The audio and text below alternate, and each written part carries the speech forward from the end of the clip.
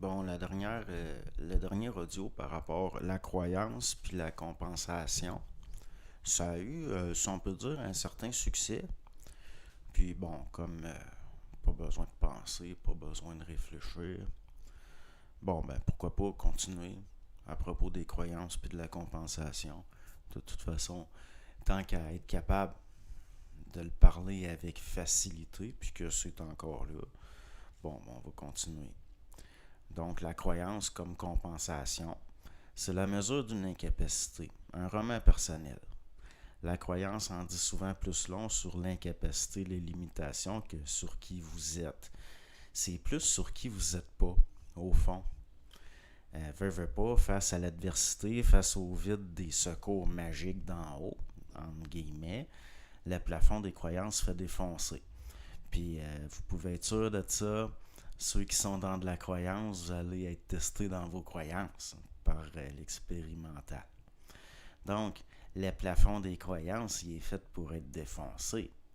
Le désespoir, l'écœurement, le désenchantement, ça peut préparer l'individu non pas à croire du nouveau, mais en mettant ce qu'il croit entre parenthèses de force, ça peut le préparer à voir du nouveau. Être désabusé du monde est bon signe.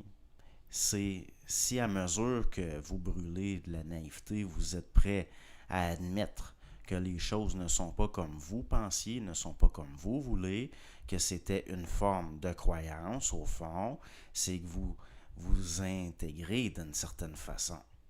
Le désespoir, c'est une occasion de grandir en conscience, comme l'écœurement, ça peut donner la volonté d'abandonner du nuisible. Le désenchantement, c'est du réel qui rentre. Si vous avez une capacité intégrative, chaque fois que vous vous faites avoir, vous êtes moins naïf après. C'est pas par le raisonnement ou par l'intellect que vous allez intégrer non plus. Tout est là. Si on le voit, même pas besoin d'y réfléchir. Le but, c'est de se rapprocher de votre calme, lucide clarté, de l'éloquence de votre conscience comme vue claire nette. L'élargissement de la conscience ne devrait pas perturber le psychologique, pourtant ça arrive, notamment des désajustements dans la vie sociale.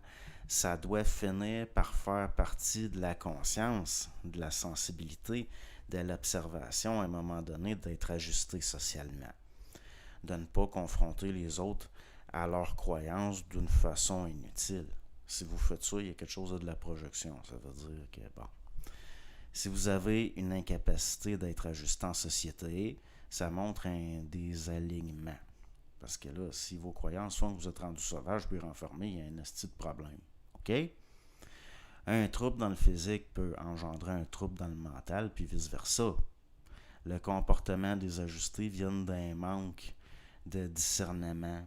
Le manque de discernement indique une obstruction de la conscience, plus souvent qu'autrement, donc il y a un conflit, une congestion dans les structures plus basses, on peut dire. Votre corps vital est rattaché à votre corps physique, votre émotionnel est rattaché à votre âme, puis l'esprit, ben, c'est rattaché à votre mental. Dans le sens, s'il y a un contact avec l'esprit, ça va se faire par le mental. Ça, c'est pas de la croyance. C'est vérifiable par l'expérience, l'observation. Mais le jargon fait que ça a l'air compliqué. Pourtant, il n'y a rien de compliqué, au contraire. Mais le monde sont conditionnés à se compliquer la vie, à réfléchir, à penser, dans l'air mental polarisé, blablabla. Puis c'est pour ça qu'après, ils m'arrivent avec des énoncés qui ne tiennent pas de bout. Mais ils s'en rendent pas compte. Mais tout le monde sait que quand... C'est parce que si on prend l'exemple que je vous donne, là, que par rapport à le vital, l'âme, le mental, l'émotionnel, le physique, tout le monde sait que quand on est reposé, on est en forme, qu'on a les idées claires, on a plus tendance à prendre les bonnes décisions, entre guillemets, qu'on est plus lucide quand on n'a pas de problème émotionnel. Dans le fond, si j'emploie des termes comme émotionnel, vital, mental, âme, corps, esprit, c'est simplement parce que ça englobe des phénomènes beaucoup plus vastes que l'exemple qu'on peut donner. Ça vient une vue permutative, fractale, un élargissement d'un champ d'observation. Si vous cherchez un objet bleu dans la pièce, vous allez faire le tour de la pièce en scannant ce qui est bleu du regard. Ben, la croyance, c'est ça. Une lorgnette infiltre les croyances, influence le regard, c'est évident. C'est-à-dire la façon de regarder, pas la façon de voir tant que ça, parce que soit vous voyez, soit vous ne voyez pas. Mais le regard, ça, c'est influençable. Mais les forces de vie, le monde, votre corps, l'intelligence, votre conscience, tout ça, ça n'a rien à voir avec des croyances. Au risque d'avoir l'air quétaine, je dirais que la réponse aux prières, c'est bien souvent dans les occasions qui nous sont offertes de devenir de meilleures personnes. Ce qui ne veut pas nécessairement dire plus heureux ou qui ne souffrent pas par, pour moi, des meilleures personnes, c'est des personnes plus conscientes. Si on observe la croyance, il y a toujours un objet ou des objets qui correspondent à des objets, des formes pensées, des représentations sur le plan mental. Le sujet va considérer que les croyances viennent de lui, qu'il a le choix de croire ou pas croire, même si les objets sont clairement d'origine circonstancielle, environnementale. Il s'identifiera à ces formes-là au niveau de son identité psychologique. Mais le fait qu'il croit ou pas une forme intermédiaire avec le vaste espace de l'invérifiable, c'est lié à ses dispositions psychologiques, de croire ou pas à telle ou telle forme, dépendamment de son inné, son tempérament, de son acquis, de la façon dont il interprète son expérimental, selon ses aptitudes, ses capacités, sa sensibilité, son émotionnalité propre. Donc, jusqu'à un certain point, la liberté du libre arbitre, croire à des formes ou pas, c'est une illusion. C'est une illusion. Comment voulez-vous croire à des formes que vous n'avez pas accès? Exemple. L'angoisse apporte à la superstition des fois. C'est une tentative de gérer l'angoisse à travers des formes, des rituels. L'émoi psychologique ne peut pas gérer l'âme, ce n'est pas sa fonction. L'angoisse, c'est de la peur générale pour le moi psychologique. Une peur sans objet, face à l'invisible, des forces qu'il sent sans le voir. Comme ce n'est pas la fonction de l'intellect de gérer l'âme, l'individu peut s'adonner à la croyance en des formes, des rituels qui sont de l'ordre de l'irrationnel pour un rationaliste, par exemple. Au plus, le rationaliste y accordera que ça a une fonction psychologique et sociale. Mais au fond, le rationaliste ne tient pas compte de l'âme dans son analyse. Le corps vital, puis l'âme, c'est des forces énormes, extrêmement puissantes. La pression qu'exercent les mouvements de l'énergie dans le psychisme sur les structures du moi psychologique, la pression sur le psychologique est énorme.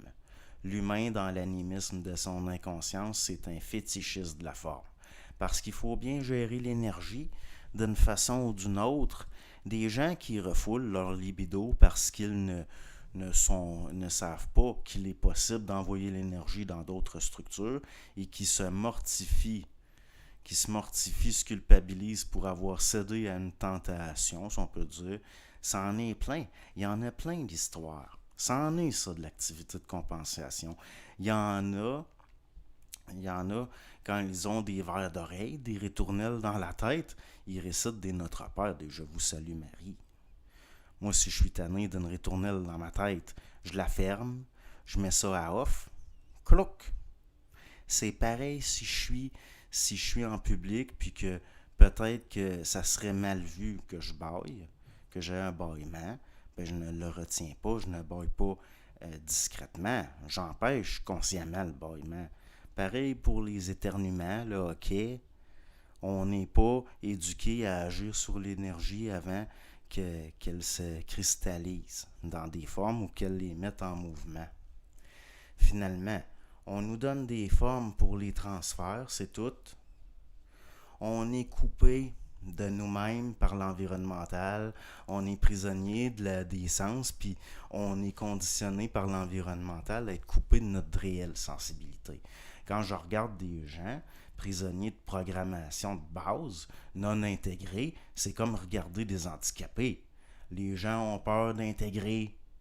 J'ai connu une femme qui avait gagné 5 fois de suite le gros lot bingo, qui a décidé de ne plus y aller parce qu'elle avait peur que ce soit l'action du diable. J'ai vu des catholiques puis des protestants chicaner des gens à cause de la pratique du Reiki, alors qu'il est écrit dans la Bible que des gens guériraient par l'imposition des mains. En plus, certains pratiquants qui viennent du Japon sont des catholiques de lignée. Ou alors, ils chialent contre des techniques de méditation, de yoga, qui sont souvent pas du tout reliées à l'hindouisme ou au bouddhisme, comme s'il n'y avait jamais rien eu de semblable dans le christianisme. Les congrégations, certaines congrégations s'adonnent à des exercices de méditation. Les exercices de Saint Ignace de Loyola se rapprochent de d'autres exercices qu'on voit en Orient. Voyons là. Voyons. Si, à un moment donné, là, c'est ridicule.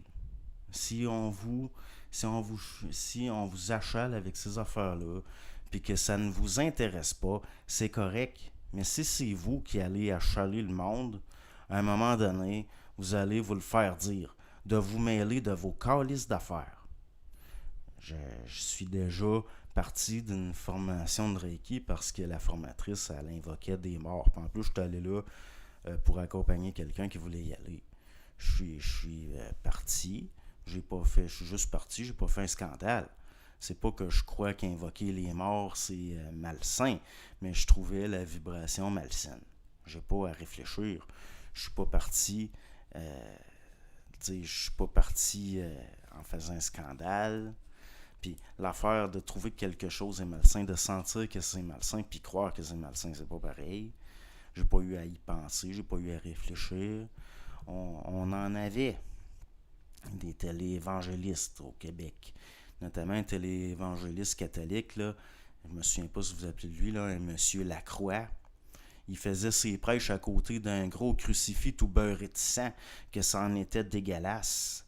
Lui, il avait une vibration de marde. Dès que je le voyais, je changeais de poste. C'était malsain. Pourtant, je ne l'ai jamais écouté, mais je me souviens de l'ambiance, de la vibration du gars. Pour vous dire, chaque fois que ça passait à la télévision, puis que j'étais avec quelqu'un, puis souvent la personne qui était avec moi, puis tout d'un coup, ça passe à la télévision, elle me dit « Regarde le crucifix, ça n'a pas de bon sens. » Qu'est-ce qu'ils ont fait? Il avait pris un crucifix, puis il l'avait tout beurré avec de la peinture rouge, que ça avait le plus l'air d'une décoration d'Halloween ou d'une affaire de film d'horreur qu'autre chose. Puis ça, c'est jamais ben bon signe. C'est jamais ben bon signe. Il y a plein de caves qui lui envoyaient de l'argent à ce gars-là, puis qui emmenaient même leurs enfants là. Faut être dans un endormissement profond pas à peu près. Vous souvenez-vous de la fille que son père et ses deux frères la violaient jusque sur son lit d'hôpital? Ça durait depuis qu'elle était toute petite.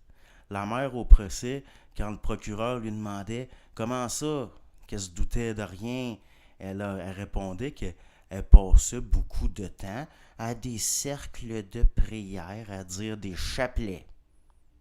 Si une mère veut être une bonne chrétienne, il faut qu'elle soit une bonne mère d'abord et avant tout. À un moment donné, c'est pas en répétant comme un perroquet avec d'autres gnochons à la lueur de lampions devant des statues. C'est pas en priorisant ça qu'on est bonne mère. Peut-être qu'elle suivait l'exemple d'une certaine institution, une mère qui fermait les yeux quand ça l'arrangeait, puis qui a abandonné beaucoup de ses enfants. Je ne me remettrai jamais ma foi dans une institution, que ce soit l'État laïque ou une autre, de la même façon que je ne remettrai jamais ma foi en des humains. Dans le fond, la foi puis la croyance, c'est pas pareil, puis c'est pas de ça qui était question. Il y en a qui voudraient ramener ça comme dans le temps du chapelet en famille, à la radio. Hein? Ils l'imposeraient s'ils pouvaient. Non. Quand c'est insistant comme un témoin de Jéhovah qui se met le pied dans la porte, à un moment donné, il faut se faire respecter. Bernard y avait dit « Présenter l'autre joue, ça veut dire même si tu me frappes, je ne changerai pas d'idée. » Je rajouterais que si on prend ton manteau, de donner ta tunique, ce qui à mes yeux, ça revient à dire Même si ce que je sais me met dans la merde, ce que je sais, je le sais pareil. Je ne laisserai jamais une personne m'imposer ce que je dois penser supposément dans ma tête, que ce soit le premier ministre, le pape, un imam, un rabbin ou Jeannette Bertrand. Il n'y en est pas question. Il ne faut pas que ça fonctionne comme ça. Donc, à un moment donné, c'est juste de le voir. De voir, comme l'autre que je vous dis qui était à la TV avec son affaire, c'était tout beurré de sang, que c'était quasiment une affaire de film d'horreur. Ça, on est supposé le voir instantanément. Instantanément. Le sentir. La vibration, c'est pas une affaire, une expression de nouvel âge pour parler de quelque chose d'abstrait, puis c'est quelque chose de réel qu'on a tout ressenti, même étant enfant, auquel on s'est tout fié à un moment ou l'autre de notre vie, puis qu'on a eu raison de se fier. Hein? Parce que là, c'est rendu que les formes, puis la mémoire, puis ça nous coupe de toutes nos capacités. Pas des capacités qu'on acquis par développement personnel, des capacités qu'on avait déjà, qui étaient déjà acquis, puis desquelles on se fait couper par une mauvaise éducation. Puis je pèse sur mes mots, une mauvaise éducation. Très, très mauvaise éducation. Bonne journée.